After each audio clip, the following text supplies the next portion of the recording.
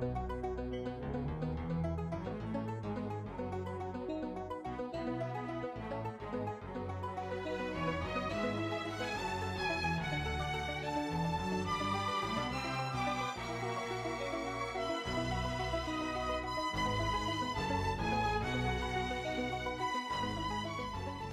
Environmental Science is a class that's supposed to introduce students to basically a first-year course in college of environmental science. Currently, we're studying populations. We're also going to be talking about succession, which is how ecosystems change over time. So the students are doing some activities in class right now, and then we're hoping to take some of those things out on some field trips coming up. Typically what we do is for each unit or chapter, obviously there's certain vocabulary, certain big ideas that they have to know, so we go over those types of things. Then for activities, something usually hands-on, sometimes it's a lab, sometimes it's something on the computer, sometimes it's a simulation, just depends on the topic. For this particular one, we're going to be talking about succession. Basically, we're going to do things with food chains and food webs before we go out. We're going to talk about populations and how they change, maybe like predators and prey, and how they interact. Basically, so students know or they have an idea of what they're getting into when they go out into the field. The worst thing we could do is take the kids out on a field trip and ask them to do something in the field when we have very limited time and they don't know anything about what we're doing.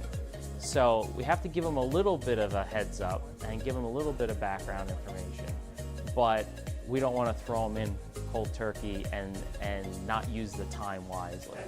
All right, so you guys are going to take the coyotes, large squares, and the mice and drop them and see which coyotes each eat how many mice, see if they survive, and then keep doing this generation after generation and see how those populations interact with each other.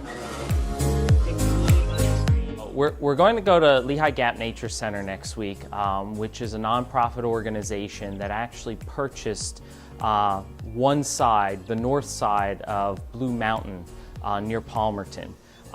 And over the past decade, they've been responsible for revegetating that side of the mountain.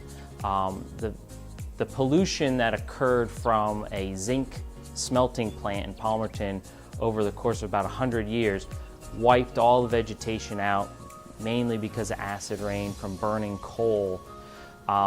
Several attempts had been made to revegetate it by a number of different agencies, and no one was successful. So this organization came in. Actually, one of Freedom's former teachers, Dan Kunkel, is the executive director of Lehigh Gap. And he came in and worked with a bunch of people, EPA, other organizations, and they were able to come up with a method to replant that side of the mountain. So now we, as a group, are going to go and look at some of the progress that's been made. And I have data from previous years, so the students are going to look at what's growing in specific areas, count some of the different types of plants that are there, and then we're going to relate that to the things we talked about in class and how ecosystems change over time. What we're doing here is the Freedom students are here monitoring succession in our restoration area. We've been monitoring this plot, the same plot, for probably 10 years now. And now as the data is collected, they should notice, comparing it to the old data, that there's been a lot of change here in these plots. Succession is occurring, the vegetation is changing and getting more mature over time. When we do a stream study, what we'll do is we'll go down to the Monocacy Creek and the students will measure different parameters about the creek to determine its health. So for example, they'll look at what's growing on the sides of the creek as far as vegetation. Does that have any kind of influence? They'll measure the chemical quality of the water, whether it be pH or things like alkalinity, hardness, how cloudy the water is. So we'll do a bunch of different tests in class as practice, and then we'll take them out into the field and actually do them at the creek. They'll measure some physical parameters, the width, how fast is the water flowing, do they notice anything about the shape of the creek, what's on the bottom of the creek, the depth of the creek. And then last but not least, they actually get into the creek and they take samples of some of the organisms in the creek, and we can actually use a scale of different levels of, if we find this macroinvertebrate, like a mayfly for example, that tells us about the pollution level. So they'll get all these little microorganisms out of the water, we'll sample them, we'll count them, and we'll put them back, but then with that data, we can actually come up with a quality rating for the stream based on all these parameters that we've collected. A lot of students, because they don't have an environmental science class before this, they're not really sure what it's about. They get an idea, they think maybe it's about, we're going to talk about trees or food chains or food webs or something like that.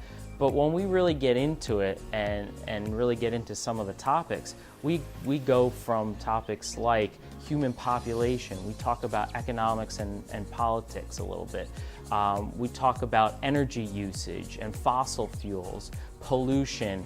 We really run a whole variety of different topics and activities.